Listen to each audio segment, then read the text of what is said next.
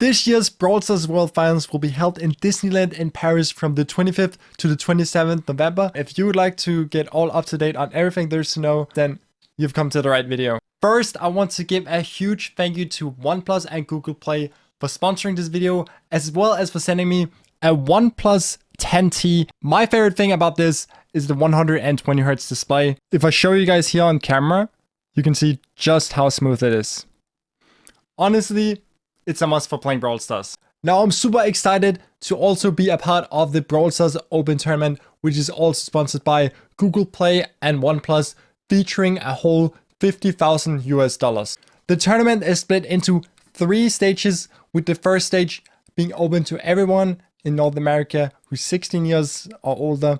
They'll be able to sign up with the team and participate, where the 8 top teams there, they're going to be making it through till the next stage, where they're going to be facing up against 8 pro teams who are invited there. Out of the 16 teams, the 8 best from this phase will go through till the last phase, where the winning team is going to be playing with a content creator on that team. I highly encourage anyone who is interested to check out the link in the description for your chance to play alongside content creators like myself and pro teams, to see if you got what it takes to take home part of that $50,000 prize pool. The rest of the video is going to be timestamps. You can skip to whatever part interests you the most. First, I'll be giving a bit of an overview, and then after we'll be digging a little bit into all the teams. So hopefully you enjoy.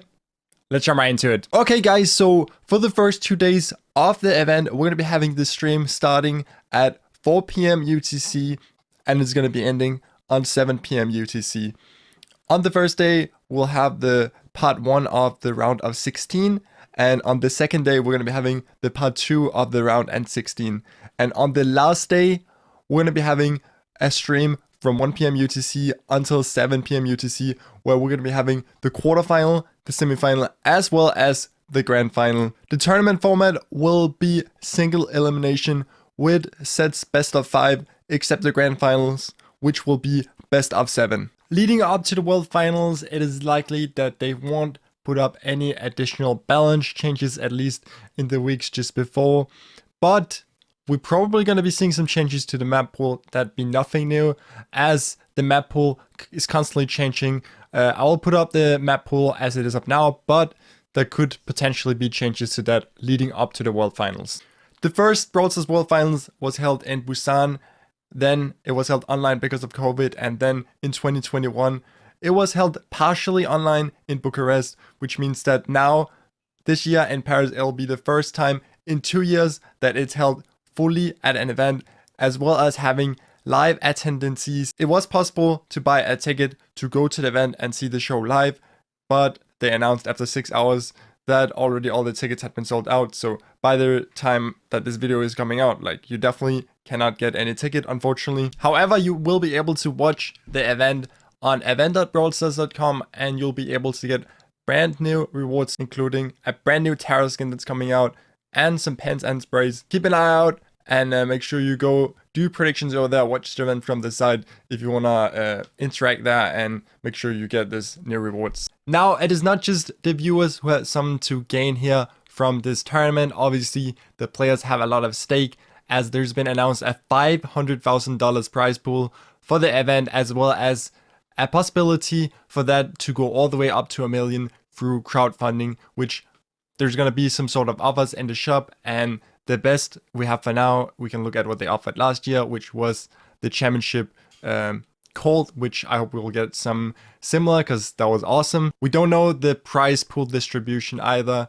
The best we have to go off is last year.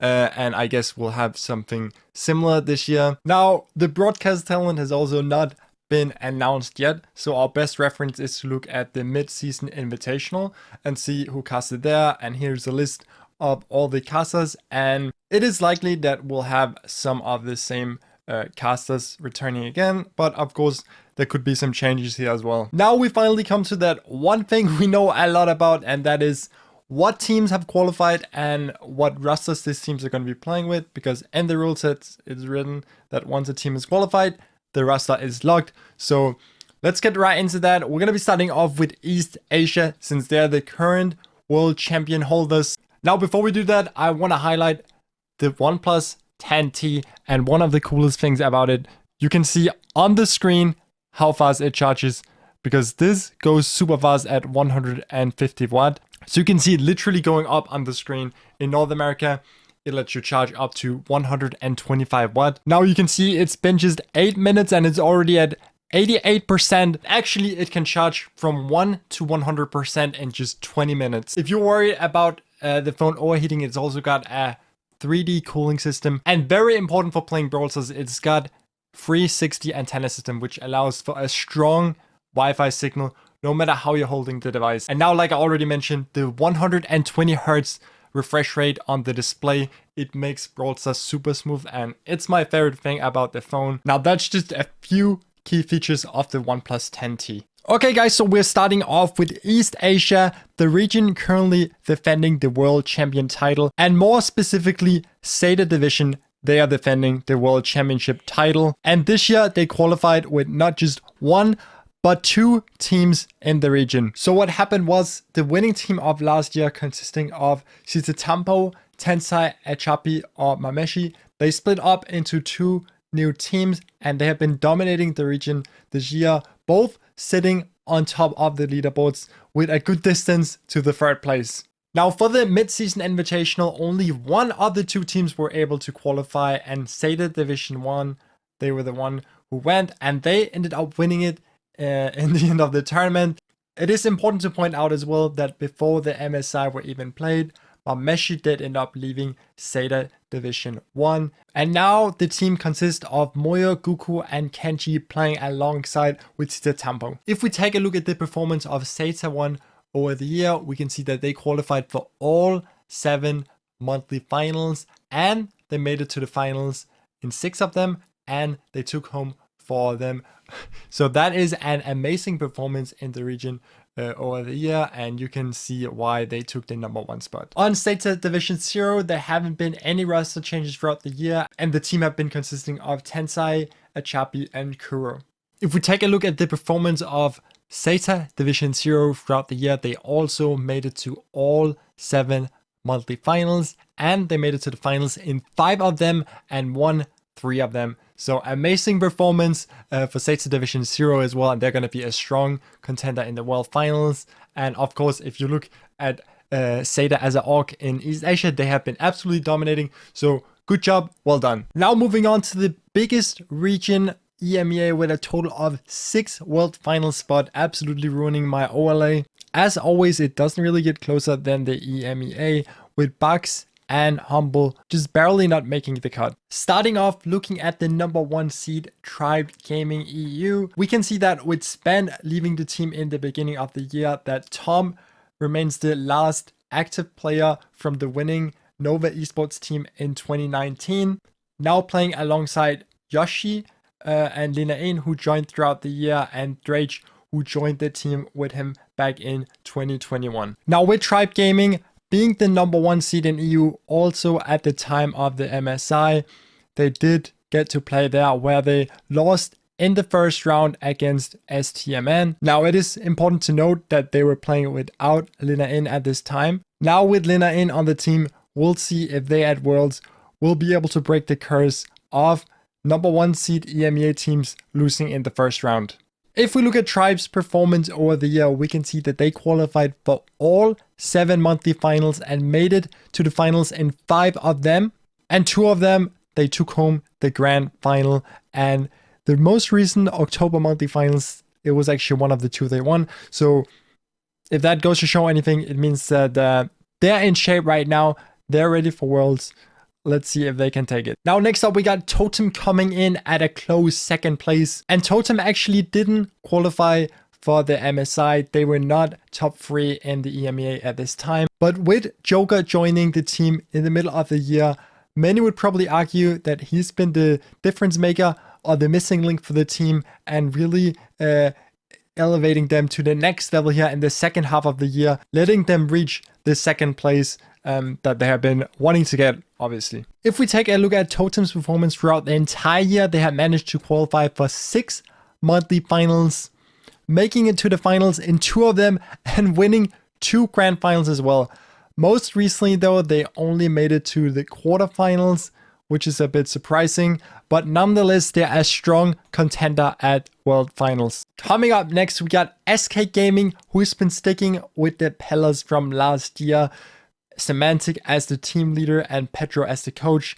They have this year been joined by Gear VGX and iCares, who's been in the competitive scene since forever, and this team has been expected to be one of the best teams of the year, and it's safe to say that they have been successful coming in at a third place and as a strong contender for the World Finals. Being the third seed for EMEA at the MSI, they also did a strong performance coming in second place just behind SESA Division 1, so really well done by SK Gaming. If we look at their performance throughout the year, we can see that they made it to all of the 7 monthly finals, and out of those 7, they made it twice to the grand finals and won both times.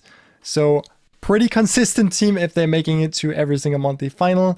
In the last month of October, they got 3rd to 4th place. So it's okay. It's pretty good. I mean, they got 3rd seed, so getting 3rd to 4th, it's what you'd expect, I guess. And definitely excited to see them play at Worlds. Coming up at 4th seed in the EMEA, we got Team Queso, who were actually off to a great start this year, and they got the 2nd seed for the MSI. Now, at MSI, they lost in the first round in the quarterfinals and got top 8 there out of 8. So, not what they have wanted. But since then, they have underwent quite the roster changes. So, the team at MSI consisted of Ravi, Rafa, LSJ, and Black Sea. And now, since then, Rafa and Black Sea has departed, and they've got Boss joining the roster instead. So if we look at Team Queso's performance throughout the year, we can see that they have actually been surprisingly consistent with 7 monthly final appearances.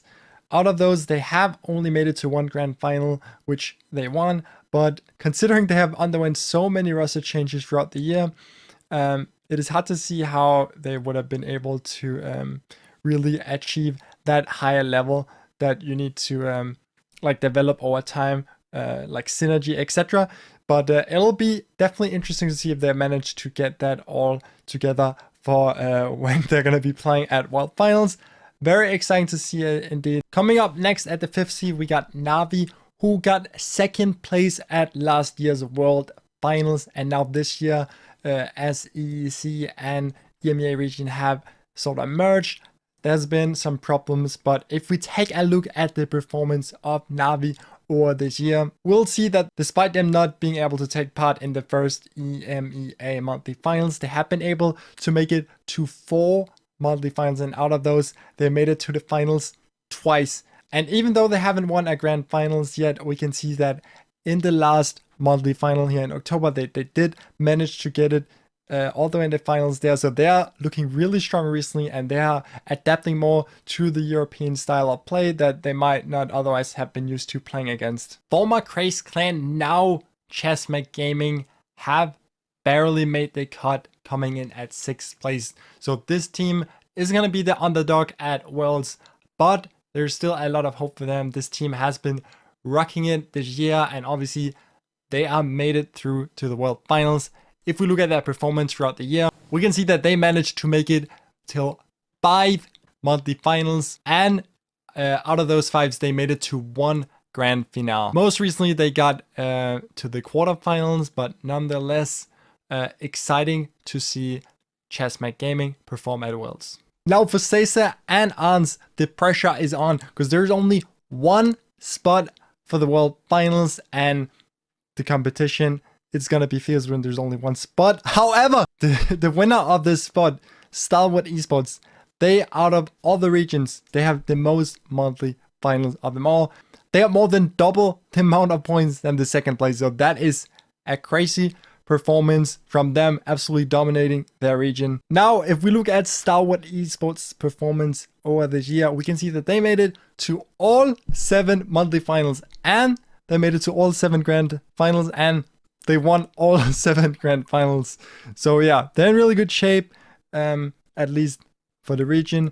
It is one of the smaller regions. So how they're going to perform on international stage, well, we'll have to wait and see. The best reference we have right now, it's the MSI, where they did lose first round 2-0 against SK. But SK is definitely also one very strong team. So we'll see what adaptations they have made now in preparation for Worlds. Very exciting to see them play for sure. Alright guys, now we're moving on to Latam South. Starting off with the number 1 team, AC Milan Clash. This team started with a 4-man roster with Kaidok, Motep, VT Sim and Pekka. And they have remained the same roster with the exception of Pekka leaving for Chasmac Gaming, the second ranked team just behind Clash in the middle of the year. If we look at Clash's performance over the year, they have made it to all 7 monthly finals and they have made it to 6 of the grand finals and won 5 of them. So overall, they have been sitting on the throne in Latam South, and this team is looking very good for Worlds as well. We also saw Clash perform at MSI. Unfortunately, we only saw them play 1 match as they went out in the first round. So hopefully they have more to show in the World Finals. Now, second place in Latam South, like I just talked about, started the year with Firecrow, Edenho, Marcel and Tufa, and then as Marcel left in the middle of the year, Pekka, he joined from Clash team. If we take a look at their performance over all of the year, they managed to qualify for all 7 monthly finals and made it to the final in 3 of those and won 2 of those 3 finals they made. In the most recent October monthly finals, they got second place and lost to Clash, who got first then in the October monthlies. Third and final team to qualify from Latam South is none other than Zero Zone. On the roster, they have Weasley, Loco, Alonso, and no one. If we look on their performance throughout the year, they have been able to qualify for 6 monthly finals. Out of those 6, they managed to get to the grand finale once. Their most recent performance was 3rd to 4th place, so not too bad at all. Hopefully, they'll be able to perform well at the Worlds. We'll wait with excitement. Okay, everybody, now we got North America and Latam North. So this region's got 3 spots for Worlds as well. None other than Tribe, STMN, as well as Ratra. For MSI, we've seen both Tribe Gaming and STMN making it through there and both making their way to the semifinals. So that is definitely a good look for NA and definitely looks like it's going to be a strong contender for World Finals as well. Now starting with Tribe Gaming. On their roster, they have Sulan, Corey, and Tyrant Star since 2020. And joining the roster this year, we've got Sleevy. They've had a very good start to the year, but for the last 2 monthly finals, they have not been doing as well. But if we look at the whole year, Tribe Gaming have been in all 7 monthlies. Out of those 7, they have made it to 5 grand finales. And out of those 5, they have won 4 of them. So very solid. But again, for the last 2 months, they haven't even been in the final. So yeah, a very good start of the year. A little bit more of some problems here at the end of the year. Now, Vatra, the best way I can describe this team is that they snuck up from behind and stole 1 spot, or took 1 spot for themselves. So this team, they qualified for all 7 monthly finals. So they have been consistent throughout all the months. But in the last 3 monthlies, they made it to all 3 of the finals, and they haven't made it to a single final in the beginning of the year. And they even took 1 of these finals home. So throughout the year, they've had a really solid performance, and especially here to end it off with, they really showed some great games and really have good potential if they keep the shape up for Worlds. Now, STMN consists of Bobby, OG, Shah, and Cute Sans. So in the beginning of the year, they had Toonie on the team, but he parted ways with the team, and then Cute Sans joined in instead. If we look at their performance throughout the year, we can see that they have been very consistent as well, qualifying for all 7 monthly finals and making it to 2 grand finales and winning both of those. So very solid performance from STMN, and definitely looking forward to seeing them at Worlds. To end off the video, I want to say thank you so much for watching all the way to the end, and I hope you found it a bit helpful. Of course, make sure to use my creator code in the shop. And one huge last thank you to the sponsor of this video, OnePlus. If you haven't already checked out the link and registered if you're eligible, then make sure you go down, do that right now before you forget. You're going to find a link in the description where you can register and where you can sign up for giveaways as well. The prices includes OnePlus 10T phones, earbuds, as well as a trip to Paris to see the World Championship for yourself. So now, I didn't mention this yet. Earlier I said that it wouldn't be possible to make it to the event, but it is possible to win tickets to the event now. So that's a special treat for you guys to stick around till the end of the video. So yeah, thank you so much once again, OnePlus and Google Play. See you guys next video. Peace.